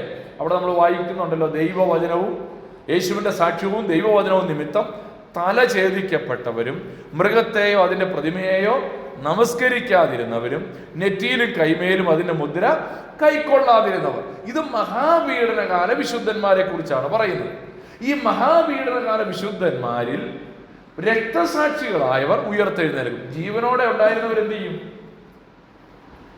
തേജസ്സിന്റെ സിംഹാസനത്തിലൂടെ 1000 ആണ്ട് വാഴ്ചയിലേക്ക് പ്രവേശിക്കും. രക്തസാക്ഷികളായവർ 1000 ആണ്ട് വാഴ്ചയ്ക്ക് മുമ്പായിട്ട് ഉയർത്തെഴുന്നേൽക്കിട്ട് ക്രിസ്തുവിനോടുകൂടെ വാഴും. ആ വാഴുന്ന കൂട്ടത്തിൽ നമ്മളും ഉണ്ടാകും. കാരണം എന്താ? അവൻ കുഞ്ഞാടിന്റെ കല്യാണം കഴിഞ്ഞ് ഭൂമിയിലേക്ക് ഇറങ്ങി വരുമ്പോൾ നമ്മളോട് കൂടെയാണ് ഇറങ്ങി വരുന്നത്. നമ്മളും ഉണ്ട് ആ കൂട്ടത്തിൽ. ഓക്കെ, എന്തിനു വേണ്ടിയാണ് ഈ 1000 ആണ്ട് വാഴ്ച? ഒന്ന്, വിശുദ്ധന്മാർക്ക് ലഭിച്ച പ്രതിഫലമാണ്. വിശുദ്ധന്മാർക്ക് പ്രതിഫലങ്ങളെ നൽകുന്നതിനാണ് കർത്താവ് ഈ 1000 ആണ്ട് വാഴ്ച വച്ചിരിക്കുന്നത്. പ്രതിഫലം കർത്താവ് വിധിച്ചത് ക്രിസ്തുവിന്റെ ന്യായാസനത്തിന്റെ മുമ്പിലാണ്. അത് അനുഭവിക്കുന്നത് 1000 ആണ്ട് വാഴ്ചയിലാണ്. ചില വാക്യങ്ങളൊക്കെ നമ്മൾ ശ്രദ്ധിക്കുമ്പോൾ നമുക്കത് മനസ്സിലാകും. 58-ാം സങ്കീർത്തനം 11-ാം വാക്യത്തിൽ നമ്മൾ വായിക്കുന്ന ഒരു കാര്യമാണ്, നീതിമാന് പ്രതിഫലമുണ്ട് നിശ്ചയം, ഭൂമിയിൽ ന്യായം വിധിക്കുന്ന ഒരു ദൈവമുണ്ട് നിശ്ചയം എന്ന് മനുഷ്യർ പറയും. അപ്പോൾ നീതിമാന്മാർക്ക് പ്രതിഫലമുണ്ട്. അപ്പം നമ്മൾ ഈ നമ്മൾ അന്ന് ബീമാ സീറ്റ് വായിച്ച സമയത്ത് നമുക്ക് കിരീടങ്ങളുണ്ടെന്ന് വായിച്ചായിരുന്നു അല്ലേ? അപ്പൊ നമ്മളിങ്ങനെ തലയിൽ ഒരു ഡെക്കറേഷൻ പോലെ ഒരു കിരീടം വെക്കുന്നതാണോ അവിടെ ഉദ്ദേശിക്കുന്നത്? അല്ല. അത് മനസ്സിലാകണമെങ്കിൽ നമ്മളിപ്പോ ഈ മത്തായി 25-ാമത്തെ അധ്യായത്തിലാണല്ലോ ഈ 1000 ആണ്ട് വാഴ്ചയ്ക്ക് തൊട്ട് മുമ്പുള്ള ന്യായാസനം വന്നത്. അതിന് മുമ്പ് കർത്താവ് പറഞ്ഞൊരു ഉപമയാണ് താലന്തുകളുടെ ഉപമ. താലന്തുകളുടെ ഉപമയിൽ ഒരാൾക്ക് 5 താലന്ത്, ഒരാൾക്ക് 2 താലന്ത്, ഒരാൾക്ക് 1 താലന്ത് കൊടുത്തു. 5 താലന്ത് കൊടുത്തവൻ വേറെ 5 കൂടെ നേടി, 2 കൊടുത്തവൻ വേറെ 2 കൂടെ നേടി. അവരോട് കർത്താവ് പറഞ്ഞൊരു കാര്യമാണ് 21-ാമത്തെ വാക്യത്തിൽ, അതിന് യജമാനൻ, നന്ന് നല്ലവനും വിശ്വസ്തനുമായ ദാസനെ, നീ അല്പത്തിൽ വിശ്വസ്തനായിരുന്നു, ഞാൻ നിന്നെ അധികത്തിന് വിചാരകനാക്കും. ഈ എവിടെയാണ് ഈ അധികത്തിന് വിചാരകനാക്കുന്നത്? സ്വർഗത്തിലാണോ? 1000 ആണ്ട് വാഴ്ചയിൽ ക്രിസ്തു രാജാവായി വാഴുമ്പോൾ ഈ വിശ്വസ്തന്മാരായ ദൈവദാസന്മാർ അവരെന്ത് ചെയ്യും? വിചാരകന്മാരായി വരുമെന്ന് നമുക്ക് അവിടെ കാണുവാൻ കഴിയും. ലൂക്കോസിന്റെ സുവിശേഷം 19-ാം അധ്യായം 17-ഉം 19-ഉം വാക്യങ്ങളിൽ അവിടെ പട്ടണങ്ങൾക്ക് എന്നാണ് പറഞ്ഞിരിക്കുന്നത്. ആ വാക്യങ്ങൾ നമ്മൾ പിന്നീട് കാണും, അതുകൊണ്ട് ഞാനത് ഇപ്പോൾ വായിക്കുന്നില്ല. അപ്പോൾ ഈ വിശ്വസ്തന്മാരായ ദൈവദാസന്മാർ അവർ ഈ അന്തികത്തിന് വിചാരകന്മാരാകുന്നത് എവിടെയാണ് എന്നുള്ളത് നമുക്ക് അവിടെ കാണുവാനായിട്ട് കഴിയുന്നുണ്ട്. വെളിപ്പാട് പുസ്തകം 2-ാം അധ്യായത്തിന്റെ 26-ാമത്തെ വാക്യത്തിൽ നമ്മൾ കാണുന്ന ഒരു കാര്യമാണ്, ജയിക്കുകയും ഞാൻ കൽപ്പിച്ച പ്രവർത്തികളെ അവസാനത്തോളം അനുഷ്ഠിക്കുകയും ചെയ്യുന്നവന് എൻ്റെ പിതാവ് എനിക്ക് അധികാരം തന്നതുപോലെ ഞാൻ ജാതികളുടെ മേൽ അധികാരം കൊടുക്കും. അപ്പോൾ 1000 ആണ്ട് വാഴ്ചയിലാണ് ഈ വിശ്വസ്തന്മാരായ ജയിക്കുന്നവരായ ദൈവദാസന്മാർ അവർക്ക് ലഭിച്ച അധികാരം എക്സിക്യൂട്ട് ചെയ്യാൻ പോകുന്നത്. മനസ്സിലാവുന്നുണ്ടോ? ഇനി മത്തായി 5:5 നമ്മൾ വായിക്കുന്നുണ്ട്, സൗമ്യതയുള്ളവർ ഭാഗ്യവാന്മാർ, അവർ ഭൂമിയെ അവകാശമാക്കും. ഇവിടെ ഒരു 5-6 സെന്റ് സ്ഥലം കൂടുതൽ കിട്ടുന്നതാണോ? 1000 ആണ്ട് വാഴ്ചയിൽ അവർക്ക് ലഭിക്കുന്ന അവരുടെ ത്യാഗത്തിന് അപ്പോസ്തലന്മാർ യേശുവിനോട് ചോദിച്ചൊരു കാര്യമുണ്ട്. എന്താ ചോദിച്ചത്? പത്രോസ് യേശുവിനോട് ചോദിക്കുകയാണ്, മത്തായി 19:27, ഞങ്ങൾ സകലവും വിട്ട് നിന്നെ അനുഗമിച്ചുവല്ലോ എന്ന് ചോദിച്ചു. യേശു അനുഗമിച്ചുവല്ലോ, ഞങ്ങൾക്ക് എന്ത് കിട്ടും എന്ന് ചോദിച്ചു. യേശു അവരോട് പറഞ്ഞത്, എന്നെ അനുഗമിച്ചിരിക്കുന്ന നിങ്ങൾ പുനർജനനത്തിൽ മനുഷ്യപുത്രൻ മഹത്വത്തിന്റെ സിംഹാസനത്തിൽ ഇരിക്കുമ്പോൾ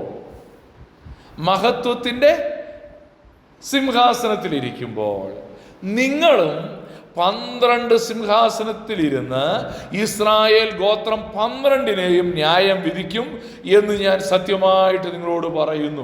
ഈ 1000 ആണ്ട് വാഴ്ചയിലെ ഒരു നീതി നിർവഹണ സംവിധാനത്തെ കുറിച്ചുള്ള സൂചനയാണത്. അവിടെ ഈ 12 അപ്പോസ്തലന്മാർക്ക് കർത്താവ് കൊടുക്കുന്ന പ്രതിഫലത്തെക്കുറിച്ച് നമുക്ക് അവിടെ കാണുവാനായിട്ട് കഴിയുന്നുണ്ട്. അപ്പോൾ ഒന്ന്, എന്തിനു വേണ്ടിയാണ് ഈ 1000 ആണ്ട് വാഴ്ച? അത് പ്രതിഫലങ്ങൾ പ്രാപിക്കുന്ന സ്ഥലമാണ്. കിരീടങ്ങളൊക്കെ കിട്ടി, പക്ഷെ അത് എക്സിക്യൂട്ട് ചെയ്യുന്ന സ്ഥലമാണ്. 2, നമ്മുടെ പ്രാർത്ഥനയുടെ ഒരു ഫലവും കൂടെയാണ്. 1000 ആണ്ട് വാഴ്ചയെക്കുറിച്ച് നമ്മൾ പ്രാർത്ഥിക്കുന്ന ഒരു പ്രാർത്ഥനയാണ്, കർത്താവേ പിതാവേ, നിന്റെ നാമം വിശുദ്ധീകരിക്കപ്പെടണമേ, നിന്റെ രാജ്യം വരേണമേ. ഇന്ന് നമ്മൾ ആത്മീകമായ ദൈവരാജ്യത്തിൽ നിന്നുകൊണ്ട് പ്രാർത്ഥിക്കുന്ന ഒരു പ്രാർത്ഥനയാണ്, നിന്റെ രാജ്യം വരേണമേ. അതെപ്പോൾ വരും? അത് വരുന്നത് 1000 ആണ്ട് വാഴ്ചയിലാണ് എന്നുള്ളത് നമുക്ക് ഈ വാക്യങ്ങളിൽ നിന്ന് മനസ്സിലാക്കുവാനായിട്ട് കഴിയും. അപ്പോൾ ഒന്ന്, പ്രതിഫലങ്ങളെ നൽകുവാനായിട്ടാണ് 1000 ആണ്ട് വാഴ്ച. 2, നമ്മുടെ പ്രാർത്ഥനയുടെ ഫലമാണ് 1000 ആണ്ട് വാഴ്ച. 3, ഈ ഭൂമിയുടെ വീണ്ടെടുപ്പ്. റോമാലേഖനം 8-ാമത്തെ അധ്യായത്തിൻ്റെ 20ഉം 22ഉം വാക്യങ്ങളൊക്കെ വായിക്കുമ്പോൾ സർവ്വ സൃഷ്ടിയോടും ഇന്ന് ഈറ്റുനോവോടെ ഇരിക്കുകയാണെന്ന് വായിക്കുന്നുണ്ട്. ഈ മനുഷ്യന്റെ പാപത്തിന്റെ ഫലമായി ഭൂമിയിൽ മുള്ളും പറക്കാരയും മുളയ്ക്കുകയാണ്. ഭൂമി ശാപത്തിന്റെ കീഴിലായി തീർന്നിരിക്കുകയാണ്. എന്നാൽ ഇതേ ഭൂമി സാത്താനെ ബന്ധിച്ചതിന് ശേഷം എങ്ങനെ മാറും എന്നുള്ളത് വെളിപ്പെടാൻ പോവുകയാണ്. എന്ന് പറഞ്ഞാൽ ശപിക്കപ്പെട്ട ഈ ഭൂമിക്ക് ഒരു പ്രോസ്പെരിറ്റി, അത് നമ്മൾ കാണുന്നത് ഈ 1000 ആണ്ട് വാഴ്ചയിലാണ്. നമ്മൾ കനാൻ ദേശത്തെക്കുറിച്ച് വായിക്കുന്ന ഒരു കാര്യമുണ്ടല്ലോ, പാലും തേനും ഒഴുകുന്ന കനാൻ ദേശം. അത് ആക്ഷരീകമായി നമുക്ക് കാണുവാനായിട്ട് കഴിയുന്നത് 1000 ആണ്ട് വാഴ്ചയിലാണ്. 4, ദാവീദിന് കൊടുത്ത വാഗ്ദത്തത്തിൻ്റെ നിവൃത്തി. എന്തായിരുന്നു ദാവീദിന് കൊടുത്ത വാഗ്ദത്തം? 2 ശമൂവേൽ 7-ാം അധ്യായത്തിൻ്റെ 12ഉം 16ഉം വാക്യങ്ങളൊക്കെ വായിക്കുമ്പോൾ, നിന്റെ ഉദരത്തിൽ നിന്ന് പുറപ്പെടുവാനിരിക്കുന്ന സന്തതി, അവനെക്കുറിച്ച് പറയുന്നത് എന്താണ്? അവിടെ പറയുകയാണ്, നിന്റെ പിതാക്കന്മാരോടുകൂടെ നീ നിദ്ര കൊള്ളുമ്പോൾ ഞാൻ നിനക്ക് പിന്തുടർച്ചയായി സ്ഥിരപ്പെടുത്തുകയും അവൻ്റെ രാജ്യത്വം ഉറപ്പാക്കുകയും ചെയ്യും. നിന്റെ ഗൃഹവും നിന്റെ രാജ്യത്വവും എൻ്റെ മുമ്പാകെ എന്നേക്കും സ്ഥിരമായിരിക്കും. നിന്റെ സിംഹാസനം എന്നേക്കും ഉറച്ചിരിക്കും.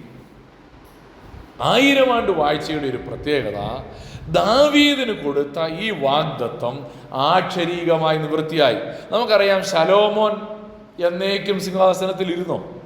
ഇല്ല. ഇസ്രായേൽ രാജാക്കന്മാർ, യഹൂദ രാജാക്കന്മാർ എത്ര കാലം സിംഹാസനത്തിലിരുന്നു? എത്രയോ കാലം അവർ ആ സിംഹാസനങ്ങളിൽ നിന്ന് പുറത്താക്കപ്പെട്ടു, ബാബിലോണിൽ അടിമകളായിട്ട് പോകേണ്ടി വന്നു. ആ വാഗ്ദത്തത്തിൻ്റെ നിവൃത്തി സംഭവിക്കുന്നത് ആക്ഷരീകമായി 1000 ആണ്ട് വാഴ്ചയിലാണ്. അതുകൊണ്ടാണ് ഇങ്ങനെ ഒരു 1000 ആണ്ട് വാഴ്ച ദൈവം ക്രമീകരിച്ചിരിക്കുന്നത്. ഇനി എങ്ങനെയാണ് ഈ വാഗ്ദത്തങ്ങളൊക്കെ നിവൃത്തിയാകുന്നതെന്ന് കൂടെ പറഞ്ഞ് ഇന്നത്തെ ക്ലാസ് അവസാനിപ്പിക്കാം. The nature of the millennial kingdom, 1000 ആണ്ട് വാഴ്ചയുടെ സ്വഭാവം. ഇതൊരു കടൽ പോലെ കിടക്കുന്ന ഒരു കാര്യമാണ്. ഞാനതിനെങ്ങനെ ക്യാപ്സ്യൂളാക്കി മാത്രം പറയുക കേട്ടോ. കണ്ടമാനം വാക്യങ്ങൾ ഇതിനെക്കുറിച്ച് വായിക്കാനുണ്ട്. പക്ഷേ എല്ലാ വാക്യങ്ങളും കൂടെ നമ്മൾ വായിക്കേണ്ട ആവശ്യമില്ല. ഞാനത് ഒരു ബുക്കാക്കി പിന്നീട് ഇറക്കാമെന്ന് വിചാരിക്കുന്നുണ്ട്. അപ്പോൾ നമുക്ക് ഈ റെഫറൻസ് എല്ലാം ചേർക്കാം. എല്ലാ വാക്യവും കൂടെ ഇപ്പോൾ വായിച്ചു കഴിഞ്ഞാൽ നിങ്ങൾ മടുത്തു പോകും. അതുകൊണ്ട് ഞാൻ മിനിമം ഒരു ബുള്ളറ്റ്സ് കിട്ടാവുന്ന രീതിയിൽ മാത്രം പറയാനായിട്ട് ആഗ്രഹിക്കുകയാണ്. ഒന്നാമത്തെ കാര്യം, 1000 ആണ്ട് വാഴ്ചക്കാലത്ത് അവൻ്റെ രാജ്യം സമ്പൽ സമൃദ്ധമായിരിക്കും എന്നുള്ളതാണ്. യെശയ്യാ പ്രവചനം 33-ാമത്തെ അധ്യായത്തിൻ്റെ 24-ാം വാക്യത്തിൽ പറയുന്നൊരു കാര്യം ഇങ്ങനെയാണ്, എനിക്ക് ദീനം എന്ന് യാതൊരു നിവാസിയും പറകയില്ല. ദൈവരാജ്യത്തിലെ ഒരു നിവാസിയും പറയാത്തൊരു കാര്യമാണ്, അയ്യോ എനിക്കിന്ന് പനിയായിരുന്നു, എനിക്ക് അല്പം ശ്വാസം മുട്ടലായിരുന്നു, അല്ലേ? നമ്മുടെയൊക്കെ രോഗാവസ്ഥകളെ കുറിച്ചൊക്കെ നമ്മളിപ്പോൾ പറയുന്ന കാര്യങ്ങളാണല്ലോ. പക്ഷെ 1000 ആണ്ട് വാഴ്ചയിൽ എനിക്ക് ദീനമെന്ന് ആർക്കും പറയാൻ കഴിയാത്തത്ര ആരോഗ്യമുള്ള ഒരു ജനത ക്രിസ്തു രാജാവായി വാഴുമ്പോൾ അതിലെ പൗരന്മാരുടെ ആരോഗ്യത്തെക്കുറിച്ചുള്ള റെഫറൻസാണ്. യെശയ്യാവ് 65-ന്റെ 19-ാമത്തെ വാക്യത്തിൽ പറയുന്നൊരു കാര്യം ഇങ്ങനെയാണ്, ഞാൻ യെരൂശലേമിനെ കുറിച്ച് സന്തോഷിക്കുകയും എൻ്റെ ജനത്തെക്കുറിച്ച് ആനന്ദിക്കുകയും ചെയ്യും. കരച്ചിലും നിലവിളിയും ഇനി അതിൽ കേൾക്കയില്ല. കുറേ ദിവസം മാത്രം ജീവിക്കുന്ന കുട്ടിയും ആയുസ്സു തികയാത്ത വൃദ്ധനും അവിടെ ഇനി ഉണ്ടാകുകയില്ല. ബാലൻ 100 വയസ്സ് പ്രായമുള്ളവനായി മരിക്കും എന്ന് പറഞ്ഞാൽ, പ്രായത്തെ നമ്മളിപ്പോൾ വായിക്കുന്ന വാർത്തകളൊന്നും അന്ന് ഉണ്ടാവില്ല, ഇല്ലേ? പിഞ്ചു കുഞ്ഞ് ബക്കറ്റിൽ മുങ്ങി മരിച്ചു പോലെയുള്ള വാർത്തകൾ ഉണ്ടാകയില്ല. അത് അന്ന് അവർക്കുണ്ടാകുന്ന ആരോഗ്യത്തെക്കുറിച്ചുള്ള റഫറൻസുകളാണ്. പിന്നെയുണ്ട് ഒരുപാട് വാക്യങ്ങളുണ്ട്. ആമോസിൻ്റെ പുസ്തകം നമ്മൾ വായിക്കുമ്പോൾ അതിൻ്റെ അവസാനത്തെ അധ്യായത്തിൽ പറയുന്നൊരു കാര്യമുണ്ട്. അത് വളരെ രസകരമായൊരു വാക്യമാണ്. നമുക്ക് ആ വാക്യം ഒന്ന് വായിക്കാം. ആമോസിൻ്റെ പുസ്തകത്തിൽ നാം ഇങ്ങനെ വായിക്കുന്നു: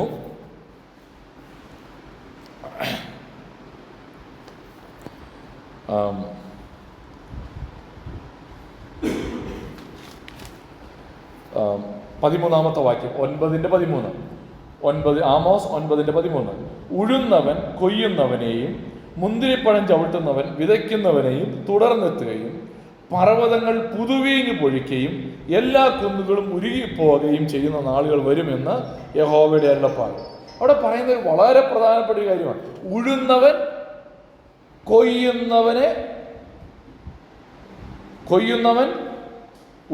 കൊയ്യുന്നവനെയും മുന്തിരിപ്പഴം ചവിട്ടുന്നവൻ വിതയ്ക്കുന്നവനെയും എന്ന് പറഞ്ഞാൽ വിതച്ചു കഴിഞ്ഞാൽ ഉടനെ തന്നെ എന്ത് ചെയ്യേണ്ട വരും? കൊയ്യേണ്ട വരും.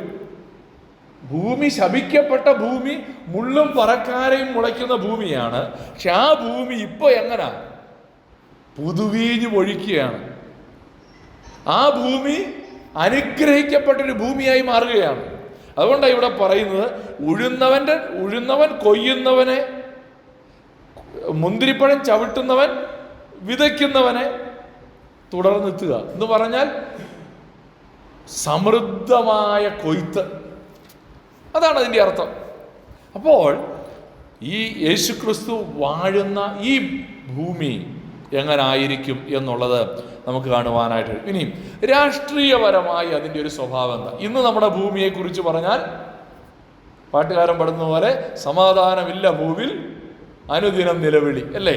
പക്ഷേ യേശുക്രിസ്തു രാജാവായിട്ട് വാഴുന്ന ആ ഭൂമി സമാധാനം നിറഞ്ഞു നിൽക്കുന്ന ഒരു ഭൂമിയായിരിക്കും. നോക്കിയാട്ടെ, 96-ാം സങ്കീർത്തനത്തിൻ്റെ 13-ാമത്തെ വാക്യത്തിൽ സങ്കീർത്തനക്കാരൻ എഴുതുകയാണ്: യഹോവയുടെ സന്നിധിയിൽ തന്നെ അവൻ വരുന്നുവല്ലോ, അവൻ ഭൂമിയെ വിധിപ്പാൻ വരുന്നു, അവൻ ഭൂലോകത്തെ നീതിയോടും ജാതികളെ വിശ്വസ്തയോടും കൂടെ വിധിക്കും. യെശയ്യാവ് 2:4 നാം ഇങ്ങനെ വായിക്കുന്നു: അവൻ ജാതികളുടെ ഇടയിൽ ന്യായം വിധിക്കുകയും ബഹുവംശങ്ങൾക്ക് വിധി കൽപ്പിക്കുകയും ചെയ്യും.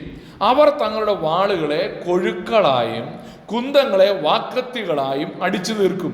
ജാതിക്ക് നേരെ വാളോങ്ങുകയില്ല. അവർ ഇനി യുദ്ധം അഭ്യസിക്കും. യുദ്ധമില്ലാത്തൊരു ഭൂമി. അതുകൊണ്ടാണ് അവിടെ വാളുകളെ ഇനി എന്തായിട്ട് മാറ്റും? യുദ്ധത്തിന് പോകേണ്ട ആവശ്യമില്ല, കൊഴുക്കളാക്കി മാറ്റും. കുന്തങ്ങളെ വാക്കത്തികളാക്കി മാറ്റും. അതൊക്കെ അടിച്ച് കൃഷി ആവശ്യത്തിന്, കാരണം കൃഷിക്ക് അവിടെ വളരെ അത്യാവശ്യമാണ്. ഭയങ്കര കൊയ്ത്താണ് അവിടെ നടക്കുന്നത്. അന്നേരമാണ് ഇവിടെ കുറേ ആയുധങ്ങൾ ഒരു ഉപയോഗമില്ലാതിരിക്കുന്നത്. അതിനെന്ത് ചെയ്യും? കൃഷി ആയുധങ്ങളാക്കി മാറ്റും എന്നുള്ളത് അവിടുത്തെ വളരെ പ്രധാനപ്പെട്ടൊരു കാര്യമാണ്. രാഷ്ട്രീയപരമായി തിയോക്രസിയാണ്. ഇന്ന് ഇന്ത്യയിലൊക്കെ ഡെമോക്രസിയാണ്, അല്ലേ? എന്നാൽ അന്ന് തിയോക്രസിയാണ്. എന്താണ് ഈ തിയോക്രസി? ദൈവാധിപത്യം. ഇപ്പോൾ ജനാധിപത്യമാണ്, അന്ന് ദൈവാധിപത്യമാണ്. ദൈവം ഭരിക്കുന്ന ഭൂമി. വാസ്തവത്തിൽ ദൈവത്തിൻ്റെ ഒറിജിനൽ ഡിസൈനും അത് തന്നെയായിരുന്നു. പക്ഷേ മനുഷ്യൻ്റെ പാപമാണ് അതിനൊരു വിലങ്ങുതടിയായി മാറിയത്. അത് പുനഃസ്ഥാപിക്കപ്പെടാനായിട്ട് പോവുകയാണ്. അവിടെ നമ്മളതിനെക്കുറിച്ചൊക്കെ വായിക്കുന്നുണ്ടല്ലോ. 96-ാം സങ്കീർത്തനത്തിൻ്റെ 13-ാം വാക്യത്തിലും നമ്മളത് വായിക്കുന്നുണ്ട്. അവൻ ആ സമയത്ത് അവൻ വിധിക്കുമെന്നുള്ളത് നമുക്ക് കാണുവാൻ കഴിയും. അന്നത്തെ ഭരണാധികാരികൾ ആരൊക്കെയായിരിക്കും? തിയോക്രസിയാന്ന് പറഞ്ഞു, അല്ലേ? തിയോക്രസി ആയിരിക്കുമ്പോൾ തന്നെ അവിടെ ഒരു ഹയറാർക്കി ക്രമീകരിച്ചിട്ടുണ്ട്. ആ ഹയറാർക്കിയാണ് രാജാവായി ക്രിസ്തു തന്നെ വാഴും. വെളിപ്പാട് 2:27 നമ്മൾ വായിക്കുന്ന പോലെ അവൻ ഇരുമ്പുകോൽ കൊണ്ട് അവരെ മേയ്ക്കും, അവർ കുശവന്റെ പാത്രങ്ങൾ പോലെ നുറുങ്ങിപ്പോകും എന്ന് നമ്മൾ വായിക്കുന്നു. വെളിപ്പാട് 11:15 നമ്മൾ വായിക്കുന്നു: 7-ാമത്തെ ദൂതൻ ഊതിയപ്പോൾ ലോകരാജ്യത്വം നമ്മുടെ കർത്താവിനും അവൻ്റെ ക്രിസ്തുവിനും ആയി തീർന്നിരിക്കുന്നു, അവൻ എന്നേക്കും വാഴും എന്ന് സ്വർഗത്തിലൊരു മഹാഘോഷമുണ്ട്. അപ്പോൾ ഏറ്റവും പരമോന്നത സ്ഥാനത്ത് വാഴുന്നത് ആരാണ്? ക്രിസ്തുവാണ് എന്ന് നമുക്കവിടെ കാണുവാനായിട്ട് കഴിയും. രണ്ടാമത്, അവൻ്റെ തൊട്ട് താഴെ ആരായിരിക്കും? വേദപണ്ഡിതന്മാർ ഒരുപോലെ അഭിപ്രായപ്പെടുന്നു, ദാവീദ് ഭരിക്കും. ഉയർത്തെഴുന്നേറ്റ ദാവീദിന് കൊടുത്തൊരു വാഗ്ദത്തമാണ്, നിന്റെ സിംഹാസനം എന്നേക്കും ഇരിക്കും, അല്ലേ? ക്രിസ്തുവിൻ്റെ കീഴിൽ 110-ാം സങ്കീർത്തനത്തിൽ നമ്മൾ വായിക്കുന്ന പോലെ, കർത്താവ് എൻ്റെ കർത്താവിനോട്, ദാവീദ് എൻ്റെ കർത്താവെന്ന് ഏറ്റുപറഞ്ഞ ഒരുവനുണ്ട്. ദാവീദ് രാജാവേ എന്ന് വിളിച്ച ഒരേ ഒരാൾ ശൗലിനെ മാറ്റി നിർത്തിയാൽ അത് ക്രിസ്തുവാണ്. ആ ദാവീദ് വാഴും. നോക്കിയാട്ടെ, 55 യെശയ്യാവ് 55 നമ്മൾ വായിക്കുന്ന ഇങ്ങനെയാണ്, 3-ാമത്തെ വാക്യത്തിൽ, നിങ്ങൾ ചെവി ചായ്ച്ച് എൻ്റെ അടുക്കൽ വരുവിൻ, നിങ്ങൾക്ക് ജീവൻ ഉണ്ടാകേണ്ടതിന് കേട്ടുകൊള്ളുവിൻ, ദാവീദിന്റെ നിശ്ചല കൃപകൾ എന്ന ഒരു ശാശ്വത നിയമം ഞാൻ നിങ്ങളോട് ചെയ്യും. ഞാൻ അവനെ ജാതികൾക്ക് സാക്ഷിയും വംശങ്ങൾക്ക് പ്രഭുവും അധിപതിയും ആക്കിയിരിക്കുന്നു. ആരാണ് ആക്കിയത്? ക്രിസ്തു ദാവീദിനെ തൻ്റെ കീഴിൽ അധിപതിയാക്കിയതിനെ കുറിച്ചാണ് നമ്മൾ വായിക്കുന്നത്. 3, അവൻ്റെ കീഴിൽ വരുന്ന, ദാവീദിൻ്റെ കീഴിൽ വരുന്നതാണ് 12 ഗോത്രങ്ങൾ. ദാവീദിനെ 12 ഗോത്രങ്ങൾക്ക് രാജാവാക്കി വെച്ചു നമ്മൾ വായിക്കുന്നുണ്ട്. 12 അപ്പോസ്തോലന്മാർ ദാവീദിന്റെ കീഴിൽ ഭരിക്കുമെന്നുള്ളത് നമ്മൾ നേരത്തെ കണ്ടതാണ്. മത്തായി 19:28 കർത്താവ് പറയുന്നുണ്ട്, നിങ്ങൾ 12 ഗോത്രത്തിന്മേലും ന്യായം വിധിക്കും എന്ന് പറഞ്ഞു. അതിൻ്റെ കീഴിൽ ആര് വരുമെന്നറിയാമോ? അതിൻ്റെ കീഴിലാണ് നമ്മൾ നേരത്തെ കണ്ട വിശ്വസ്തന്മാർ. നല്ലവനും വിശ്വസ്തനുമായ ദാസനെ, നീ അല്പത്തിന് വിചാരകനായിരുന്നു, ഞാൻ നിന്നെ അധികത്തിന് വിചാരകനാക്കും. ലൂക്കോസ് 19:17 19 ഒക്കെ നമ്മൾ വായിക്കുന്നത് ഇങ്ങനെയാണ്, 10 പട്ടണത്തിന് അധികാരമുള്ളവനായിരിക്കാൻ ഒരുത്തിനെ ഏൽപ്പിച്ചു. 19-ാം വാക്യത്തിൽ പറയുകയാണ്, രണ്ടാമത്തവനെ വിളിച്ചിട്ട് പറയാണ്, നീ 5 റാത്തൽ കൊണ്ട് 5 റാത്തൽ കൂടെ സമ്പാദിച്ചിരിക്കുന്നു, അതുകൊണ്ട് നീയും 5 പട്ടണത്തിന് മേൽ വിചാരകനായിരിക്കുക. പ്രിയപ്പെട്ട ദൈവമക്കളെ, കർത്താവ് വിശ്വസ്തന്മാരെ മറന്നു കളയുന്നവനല്ല. ക്രിസ്തു രാജാവായി വരുമ്പോൾ സെബദിപുത്രന്മാർ ചോദിച്ചൊരു ചോദ്യമുണ്ടല്ലേ, കർത്താവേ, നിന്റെ പുനരുദ്ധാനത്തിൽ ഒരുത്തൻ നിന്റെ വലത്തും ഒരുത്തൻ നിന്റെ ഇടത്തും. അതിനുള്ള അവസരം കർത്താവ് ഒരുക്കുകയാണ്. നാം ചെയ്യേണ്ടത് ഇത്രയേ ഉള്ളൂ, ബി ഫെയ്ത്ത്ഫുൾ. നമ്മെ അവൻ ഏൽപ്പിച്ച ശുശ്രൂഷയിൽ, നമ്മെ അവൻ ആക്കി വെച്ച സ്ഥാനങ്ങളിൽ വിശ്വസ്തരായിരിക്കുക എന്നുള്ളതാണ് കർത്താവ് നമ്മെക്കുറിച്ച് ആഗ്രഹിക്കുന്നത്. അങ്ങനെയാണ് ഒരു ചോദ്യം, ആരെയാ ഭരിക്കുന്നത്? നമ്മളെല്ലാം വാഴുന്നവരായി പോയാൽ പിന്നെ ആരെ വാഴും നമ്മൾ? അവിടെ ഇസ്രായേലിൻ്റെ ശേഷിപ്പിനെയും ജാതികളെയും ഭരിക്കുമെന്ന് നമുക്ക് കാണുവാൻ കഴിയും. യെശയ്യാവ് 11:12 വാക്യങ്ങളിൽ, അന്നാളിൽ കർത്താവ് തൻ്റെ ജനത്തിൽ ശേഷിച്ചിരിക്കുന്ന ശേഷിപ്പിനെ അശൂരിൽ നിന്നും മിസ്രയീമിൽ നിന്നും പത്രോസിൽ നിന്നും കൂശിൽ നിന്നും ഏലാമിൽ നിന്നും ശിനാരിൽ നിന്നും ഹമാത്തിൽ നിന്നും സമുദ്രത്തിലെ ദ്വീപുകളിൽ നിന്നും വീണ്ടുകൊള്ളുവാൻ 2-ാം പ്രാവശ്യം കൈനീട്ടും. അവൻ ജാതികൾക്കൊരു കൊടി ഉയർത്തി ഇസ്രായേലിന്റെ ഭ്രഷ്ടന്മാരെ ചേർക്കുകയും യഹൂദയുടെ ചിതറിപ്പോയവരെ ഭൂമിയുടെ 4 ദിക്കുകളിൽ നിന്നും ഒന്നിച്ചു കൂട്ടുകയും ചെയ്യും. ഈ നമുക്കറിയാം, യഹൂദന്മാർ ക്രിസ്തുവിനെ തള്ളിക്കളഞ്ഞവരാണല്ലേ, നമ്മൾ നേരത്തെ അത് കണ്ടു. എന്നാൽ അതിൽ നിന്നൊരു ശേഷിപ്പിന്, റോമാലേഖനം 9, 10, 11 അധ്യായങ്ങൾ വായിക്കുമ്പോൾ അതിനെക്കുറിച്ച് നമ്മൾ വിശദമായി പഠിക്കാൻ കഴിയുന്നൊരു കാര്യമാണ്. ഇസ്രായേലിൻ്റെ ഒരു ശേഷിപ്പിനെ എഴുന്നേൽപ്പിക്കാനായിട്ട് ഇടയായിത്തീരും. റോമർ 11-ാം അധ്യായം 25, 26 വാക്യങ്ങളിൽ ഇസ്രായേലിന് അംശമായി കാഠിന്യം ഭവിച്ചിരിക്കുന്നതെന്ന് എഴുതിയിരിക്കുന്നത്. ജാതികളുടെ പൂർണ്ണസംഖ്യ ചേരുവോളം ഇസ്രായേലിന് അംശമായി കാഠിന്യം ഭവിച്ചിരിക്കുന്നു. ഇങ്ങനെ ഇസ്രായേൽ മുഴുവൻ രക്ഷിക്കപ്പെടും. എല്ലാ ഇസ്രായേൽക്കാരും രക്ഷിക്കപ്പെടുമെന്ന അർത്ഥത്തിലല്ല, നമ്മളതിൻ്റെ കോണ്ടെക്സ്റ്റിൽ വായിക്കുമ്പോൾ ഒരു ശേഷിപ്പിനെ എന്ന് നമുക്ക് 9, 10, 11 അധ്യായങ്ങളിൽ കാണുവാനായിട്ട് കഴിയും. പ്രിയപ്പെട്ടവരെ, അങ്ങനെ ഇസ്രായേലിൽ ഒരു ശേഷിപ്പിനെ, മറ്റ് ജാതികളെ എല്ലാം ഈ 1000 ആണ്ട് വാഴ്ചയിൽ ക്രിസ്തു രാജാവായി ഭരിക്കും. അന്ന് അവനോടുകൂടെ വിശ്വസ്തന്മാർ ഈ ഭൂമിയിൽ ന്യായം വിധിക്കും. നമ്മളോ? അവൻ നമ്മെ നല്ലവനും വിശ്വസ്തനുമായ ദാസനെ എന്ന് വിളിക്കുമോ? ഞാൻ നിന്റെ കയ്യിൽ തന്ന 5 താലന്തായിരുന്നു, നീ 5 കൂടെ നേടിയിരിക്കുന്നു. ഞാൻ നിന്റെ കയ്യിൽ 2 താലന്താ തന്നത്, നീ 2 കൂടെ നേടിയിരിക്കുന്നു. ഞാൻ നിന്നെ അധികത്തിന് വിചാരകനാക്കുമെന്ന് പറയുമോ? പ്രിയപ്പെട്ട ദൈവമക്കളെ, നമ്മുടെ ജീവിതം പരിശോധിക്കപ്പെടണം. നമ്മളിത് പഠിച്ച് തലചീർത്തവരായി പോകാനല്ല, നാം വിശ്വസ്തരായി തീരുവാൻ നമ്മെ തന്നെ ദൈവവരങ്ങളിലേക്ക് സമർപ്പിക്കാം. കണ്ണുകളെ അടച്ചാട്ടെ. നാം കടന്നുപോയ വേദഭാഗങ്ങളിലൂടെ ഈ ബൃഹത്തായ വിഷയം നമ്മൾ പഠിച്ചപ്പോൾ നമുക്ക് മനസ്സിലാക്കാൻ കഴിഞ്ഞ ചില കാര്യങ്ങൾ. ക്രിസ്തു രാജാവായി വാഴും. അവൻ വാക്ക് പറഞ്ഞിട്ട് എത്രയോ നൂറ്റാണ്ടുകളായി. അവൻ്റെ ആ വാഗ്ദത്തം അവൻ മറന്നുപോയിട്ടില്ല. അവൻ ഒരിക്കലും തൻ്റെ വാഗ്ദത്തം പിൻവലിക്കുന്നവനല്ല. അവൻ വാക്ക് പറഞ്ഞാൽ വിശ്വസ്തനാണ്, വാക്കുമാറാത്തവനാണ്.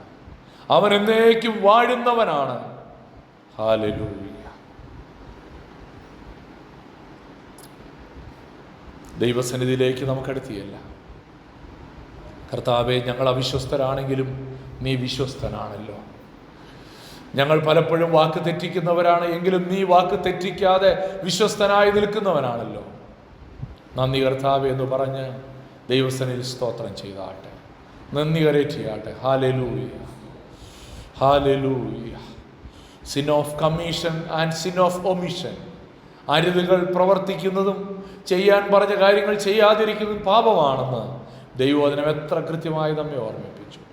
നമുക്ക് കേട്ട വചനത്തിൻ്റെ മുമ്പാകെ നമ്മെ തന്നെ സമർപ്പിക്കാം. കർത്താവേ, വിശ്വസ്തനാകാൻ എന്നെ സഹായിക്കണമേ എന്ന് നമുക്ക് പ്രാർത്ഥിക്കാം. എൻ്റെ ജീവിതത്തിലെ അവിശ്വസ്തതകളെ ക്ഷമിക്കണമേ എന്ന് നമുക്ക് പ്രാർത്ഥിക്കാം. എന്നാൽ പുതിയൊരു യുഗത്തിൻ്റെ പുലരി വിടരാൻ ഒരുങ്ങുകയാണ്. യേശുക്രിസ്തു രാജാവായി വാഴുന്നൊരു ദിവസം വരാൻ പോകുന്നു. അന്ന് വിശ്വസ്തന്മാർ, ഭക്തന്മാർ, വിശുദ്ധന്മാർ അവർ ലജ്ജിതരായി നിൽക്കുകയായിരിക്കുകയില്ല. അവർ ക്രിസ്തുവിനോടുകൂടെ വാഴും.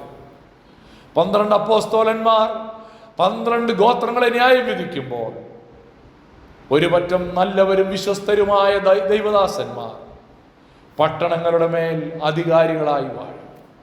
ദൈവവചനം അതിനെ നമ്മുടെ മുമ്പിൽ വ്യക്തമായി വരച്ചു കാണിച്ചിരിക്കുന്നു.